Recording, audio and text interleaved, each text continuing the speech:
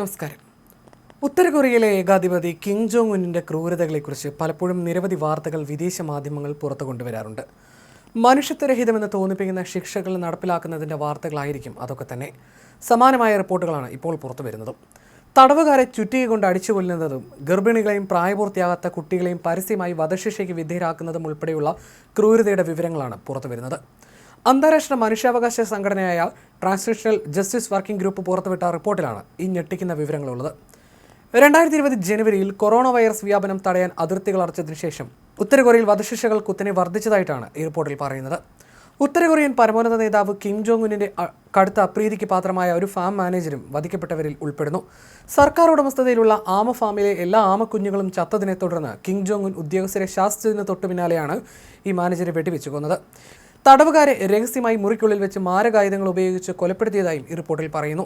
ഇത്തരം ശിക്ഷാവിധികൾ നിരോധിച്ചിട്ടുണ്ടെന്നാണ് ഔദ്യോഗിക വാദങ്ങൾ. എന്നാൽ പ്രായപൂർത്തിയാകാത്ത കുട്ടികളെ വെടിവെച്ച് കൊല്ലുന്നതിന് തങ്ങൾ സാക്ഷികളായിട്ടുണ്ടെന്ന് അവിടെ നിന്ന് രക്ഷപ്പെട്ടവർ വെളിപ്പെടുത്തുന്നു.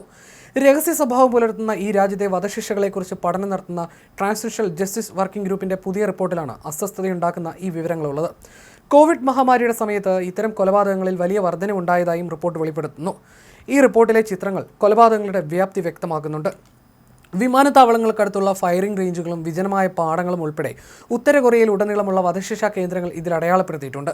ദക്ഷിണ കൊറിയൻ നാടകങ്ങൾ, K-pop സംഗീതം, മറ്റ് വിദേശ സംസ്കാരങ്ങൾ എന്നിവ ആസ്വദിക്കുന്നതിനും രാഷ്ട്രീയ കുറ്റകൃത്യങ്ങൾക്കും ശിക്ഷിക്കപ്പെട്ടവരാണ് ഇതിൽ കൂടുതലും.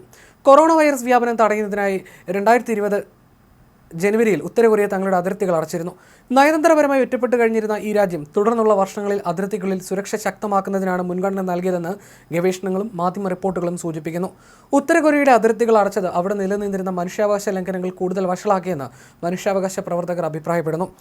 ലോകത്തിൽ ജനങ്ങളെ ഏറ്റവും കൂടുതൽ അടിച്ചമർത്തുന്ന ഭരണകൂടങ്ങളിൽ ഒന്നായിട്ടാണ് ഉത്തര കൊറിയൻ സർക്കാർ പരക്കെ വിലയിരുത്തപ്പെടുന്നത്. അതിർത്തി അടച്ചതിനു ശേഷമുള്ള ഏകദേശം 5 വർഷത്തിനുള്ളിൽ അതിനു മുമ്പുള്ള സമാന കാലയളവിനെ അപേക്ഷിച്ച് വധശിക്ഷകളുടെ എണ്ണം ഇരട്ടിയിലധികം വർദ്ധിച്ചതായിട്ടാണ് റിപ്പോർട്ട് വ്യക്തമാക്കുന്നത്. ഇതേ കാലയളവിൽ വധശിക്ഷയ്ക്ക് വിധിക്കപ്പെട്ടവരുടെ എണ്ണത്തിൽ 3 ഇരട്ടിയിലധികം വർധനവുണ്ടായതായും റിപ്പോർട്ടുകൾ സൂചിപ്പിക്കുന്നു. സ്വതന്ത്ര മാധ്യമങ്ങളോ അന്താരാഷ്ട്ര സാന്നിധ്യമോ ഇല്ലാത്ത അതിശക്തമായ നിയന്ത്രണങ്ങൾ നിലനിൽക്കുന്ന ഈ രാജ്യത്തിനുള്ളിലെ രഹസ്യ സ്രോതസ്സുകളിൽ നിന്നും ജീവൻ പണയപ്പെടുത്തി അവിടെ നിന്ന് രക്ഷപ്പെട്ട നൂറുകണക്കിന് ആളുകളിൽ നിന്നും ശേഖരിച്ച വിവരങ്ങൾ ക്രോഡീകരിച്ചാണ് ഈ റിപ്പോർട്ട് തയ്യാറാക്കിയിരിക്കുന്നത്. 111 കേസുകളിൽ വധശിക്ഷ നടപ്പിലാക്കിയത് ഭൂരിഭാഗവും വെടിവെച്ചായിരുന്നു. ഇതിൽ 107 കേസുകളിലും റൈഫിളുകളോ മെഷീൻ ഗണ്ണുകളോ ആണ് ഉപയോഗിച്ചത്. എന്നാൽ അങ്ങേയറ്റം ക്രൂരമായ ചില കൊലപാതകങ്ങളെക്കുറിച്ചും റിപ്പോർട്ടിൽ പരാമർശിക്കുന്നുണ്ട്. ഇൻഡോർ വധശിക്ഷകളിൽ ഇരുമ്പ് തടിയും ചുറ്റികയും പോലുള്ള മാരകായുധങ്ങൾ ഉപയോഗിച്ച് 2 പേരെ കൊലപ്പെടുത്തിയതായി റിപ്പോർട്ടിൽ പറയുന്നു. കോവിഡിന് ശേഷം ദക്ഷിണ കൊറിയൻ സിനിമകൾ, നാടകങ്ങൾ, സംഗീതം എന്നിവ ആസ്വദിക്കുന്നതിന് വധശിക്ഷ നൽകുന്നത് വർദ്ധിച്ചതായും റിപ്പോർട്ട് പറയുന്നു. അതിർത്തികൾ അടച്ചതിനു ശേഷം വിദേശ സംസ്കാരം, മതം, അന്ധവിശ്വാസം എന്നിവയുമായി ബന്ധപ്പെട്ട വധശിക്ഷാ കേസുകളിൽ 250% വർധനവുണ്ടായിട്ടുണ്ട്.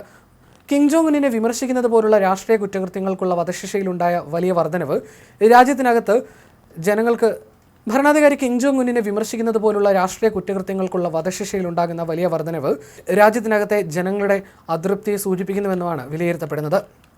നടപ്പിലാക്കിയ വധശിക്ഷകളിൽ 3/4 ഭാഗവും പരസ്യമായിട്ടാണ് നടത്തിയത്.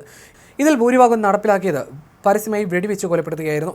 ജനക്കൂട്ടത്തെ സാക്ഷിയാക്കി പ്യോങ്യാങ്ങിലെ വിവിധ സ്ഥലങ്ങൾ, വ്യോമതാവളങ്ങൾ, നദീതീരങ്ങൾ, കൃഷിയിടങ്ങൾ, ഖനികളിലെ മാലിന്യമുറ്റങ്ങൾ എന്നിങ്ങനെ ഡസൻ കണക്കിന് നഗരങ്ങളിലും കൗണ്ടികളിലുമായിട്ടാണ് ഈ കൊലപാതകങ്ങൾ നടന്നത്. ഇങ്ങനെ നടപ്പിലാക്കിയതിൽ ഏറ്റവും ഞെട്ടിക്കുന്ന കേസുകളിലൊന്നും കിം ജോങ് ഉന്നിൻ്റെ അപ്രീതിക്ക് പാത്രമായ ആമ വളർത്ത കേന്ദ്രത്തിലെ മാനേജറുടെ വധശിക്ഷയായിരുന്നു. വൈദ്യുതിയുടെയും തീറ്റയുടെയും കുറവ് മൂലം എല്ലാ ആമക്കുഞ്ഞുങ്ങളും ചത്തുപോയതിനെ തുടർന്ന് ഫാമിലെ ഉദ്യോഗസ്ഥരെ കിം ജോങ് രൂക്ഷമായി വിമർശിക്കുന്ന ദൃശ്യങ്ങൾ ഔദ്യോഗിക മാധ്യമമായ കൊറിയൻ സെൻട്രൽ ന്യൂസ് ഏജൻസി പുറത്തുവിട്ടിരുന്നു. മറ്റുള്ളവർക്കുള്ള മുന്നറിയിപ്പ് എന്ന നിലയിൽ ആ സന്ദർശനത്തിന് തൊട്ടു പിന്നാലെ മാനേജരെ വെടിവെച്ച് കൊലപ്പെടുത്തിയതായിട്ടാണ് ബന്ധപ്പെട്ട വൃത്തങ്ങൾ പിന്നീട് അറിയിച്ചത്. ഉദ്യോഗസ്ഥർ ആരും തന്നെ ഇതിലിടപെട്ടില്ല. ഉത്തര കൊറിയയിലെ മനുഷ്യാവകാശ സാഹചര്യം കൂടുതൽ വഷളായതായി ഐക്യരാഷ്ട്രസഭ ആവർത്തിച്ച് മുന്നറിയിപ്പ് നൽകിയിട്ടുണ്ട്. എന്നിരുന്നാലും ഭരണകൂടത്തെ തകർക്കാൻ ഐക്യരാഷ്ട്രസഭ ഈ വിഷയത്തെ രാഷ്ട്രീയവൽക്കരിക്കുകയാണെന്ന് കുറ്റപ്പെടുത്തിക്കൊണ്ട് ഉത്തര കൊറിയ ഇത്തരം ആരോപണങ്ങളെ തള്ളിക്കളയുകയാണ് പതിവ്.